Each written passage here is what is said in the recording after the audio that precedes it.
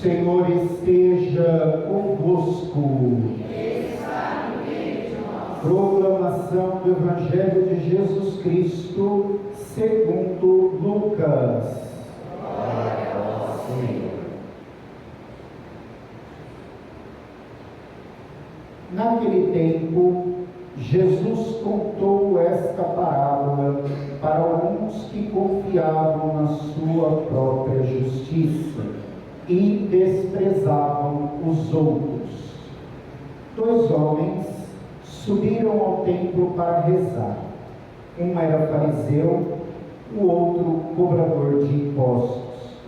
O fariseu, de pé, rezava assim em seu íntimo: ó Deus, eu te agradeço, porque não sou como os outros homens, ladrões, desonestos, adúlteros, nem como este cobrador de impostos. Eu jejuo 2 vezes por semana e dou o dízimo de toda a minha renda. O cobrador de impostos, porém, ficou à distância e nem se atrevia a levantar os olhos para o céu, mas batia no peito, dizendo: meu Deus, tem piedade de mim, que sou pecador. Eu vos digo, este último voltou para casa justificado, o outro não. Pois quem se eleva será humilhado, e quem se humilha será elevado. Palavra da salvação. Glória a vós, Senhor.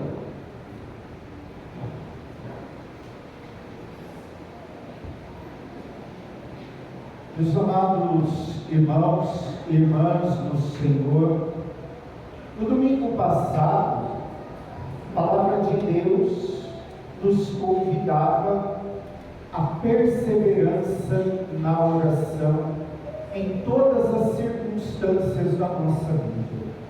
Estamos bem? Perseverança na oração. Estamos mal, com dificuldade, em crise, com algum problema? Perseverança na oração. Ou seja, diante de todas as situações da nossa vida, é preciso rezar sempre. E nosso Senhor ilustrava para nós com a parábola da viúva e do juiz injusto. A viúva que procurava o juiz que não queria fazer justiça na situação dela, mas a persistência da viúva toca o coração do juiz. E como eu disse a vocês, não que Deus é um juiz injusto, nada disso, mas a persistência, a perseverança na nossa oração toca o coração de Deus. E aí, 30º domingo do tempo comum, hoje, nosso Senhor, por meio de mais uma parábola, nos ensina como deve ser a nossa oração. E a parábola que nosso Senhor conta para nós hoje traz 2 personagens: o fariseu e o cobrador de impostos. Para nós entendermos o sentido desta parábola, nós precisamos conhecer esses 2 personagens. Quem era o fariseu no tempo de Jesus?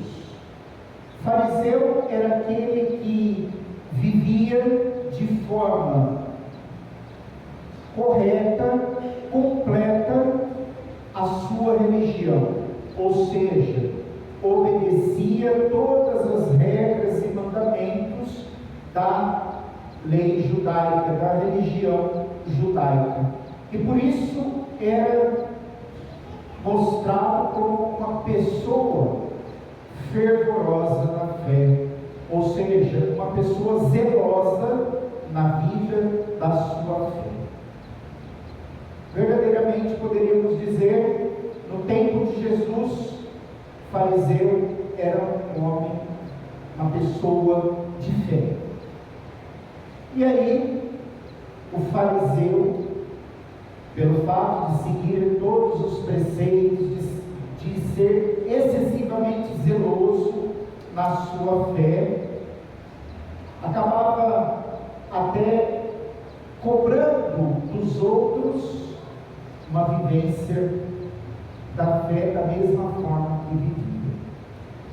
Hoje nós, olhando para a figura do fariseu lá no passado, nós podemos dizer que o fariseu é semelhante a nós. Semelhante a nós de que forma? Nós participamos da missa aos domingos, acredito eu que fazemos as nossas orações em casa, nos momentos fundamentais do nosso dia. Uma vez ou outra participamos de uma missa durante a semana, que aí já começa a se tornar raro. Uma vez ou outra fazemos alguma caridade grandiosa para os nossos irmãos necessitados. Ou seja, nós somos crentes, nós acreditamos em Deus e vivemos a nossa fé. Às vezes meio que capengando, mas vivemos.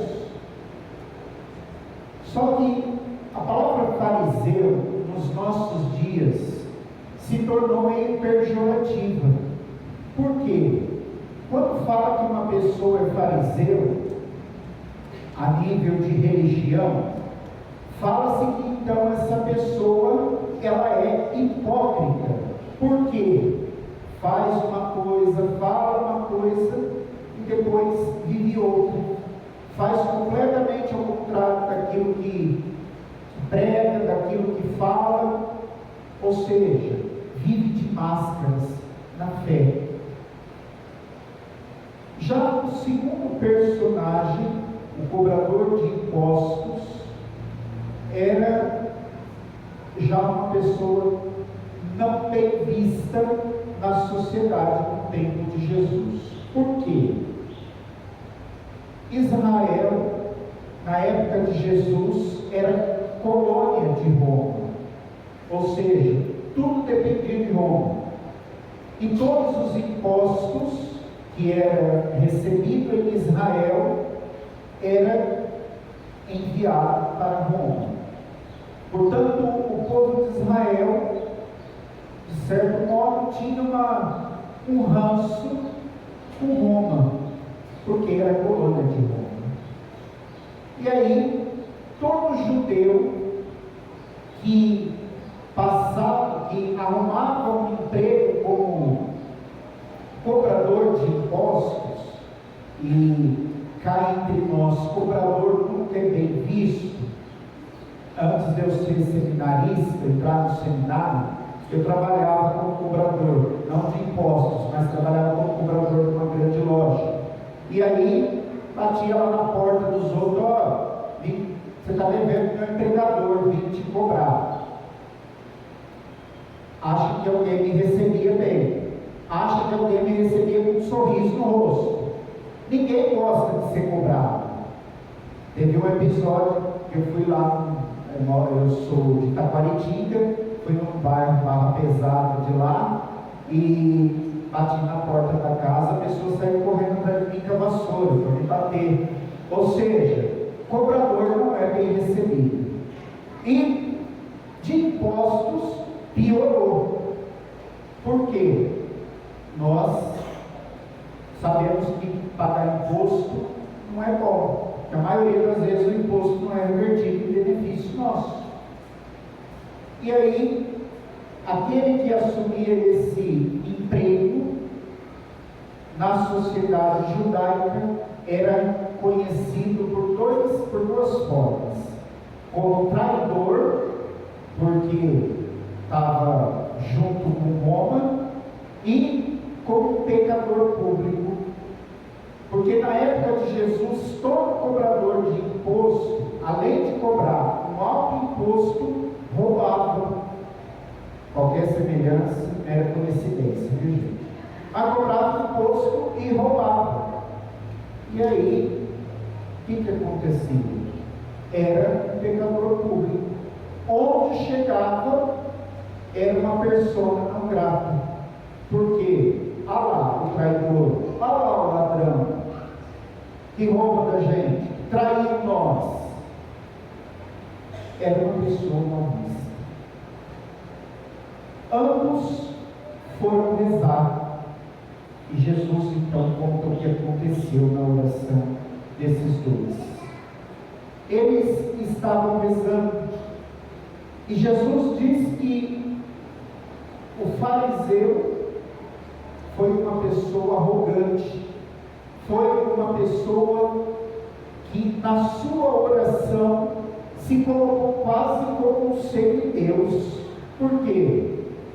Olha, eu sou bom, eu faço isso, eu faço aquilo, eu não sou igual a tal pessoa, eu não roubo, eu não cometo adultério, eu não faço isso, eu faço aquilo, não sou igual aquele ali que está. Ou seja, uma pessoa extremamente arrogante, soberba diante de Deus.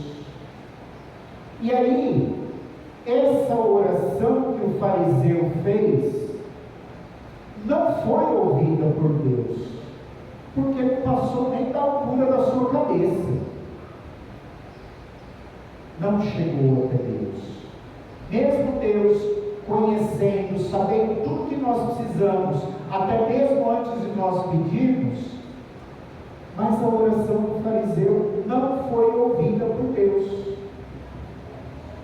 justamente por causa da arrogância, por causa da soberba e do se achar diante de Deus. O fariseu agiu de uma forma como muitas vezes nós agimos, principalmente quando vamos nos confessar, porque aí é perguntado assim para nós: quais são os seus pecados? A gente fala: então, pai, todo mundo peca. É óbvio, todo mundo peca. Então, quais são os seus pecados? Padre, eu sou bom, eu vou na missa, eu rezo em casa, eu pago o dízimo, eu ajudo quem precisa, eu sou bom. Porque pecado todo mundo tem, né, Padre? É uns pecadinhos do dia a dia. Ou seja, não se reconhece como alguém que está longe da graça de Deus. E quanto mais nós nos colocamos em espírito de grandeza diante de Deus, mais distante dele nós ficamos. E aí não chega na nossa vida a sua graça. Por isso que o fariseu é para nós a forma de como nós não devemos nos comportar na vida de oração, porque nós nos achamos os melhores, os bons, os perfeitos, nos achamos a última bolachinha do pacote, mas não esqueça que a última bolachinha é esfarelada, é tudo quebrado. Nos achamos tal semideus e não nos colocamos diante de Deus com humildade. E se eu não tenho humildade, Deus não está presente na minha vida. Isso é uma certeza que nós temos que ter. E aí, o cobrador de impostos, ou o publicano, se coloca diante de Deus com uma grande humildade, ou seja, meu Deus, tem piedade de mim, porque sou pecador. Ou seja, se reconheceu pequeno, se reconheceu miserável, se reconheceu como uma pessoa que necessita da graça de Deus, que precisa de Deus na sua vida. O fariseu era uma pessoa que estava rezando e se mostrando como alguém que não precisava de Deus. E nós, sem Deus, Deus sem nós continua sendo Deus. A nossa presença não muda em nada a natureza divina. A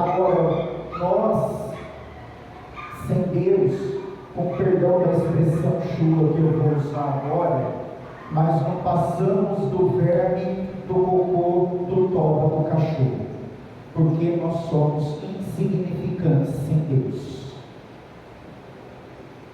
Por isso que nós não podemos nos bastar, nós temos que nos colocar em humildade diante do Senhor. Eu sou pecador, eu preciso da tua graça, eu preciso da tua bênção.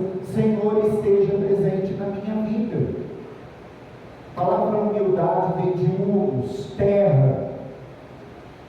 É nós lembrarmos da nossa condição de pó que nós somos, e como pó somos dependentes da graça de Deus.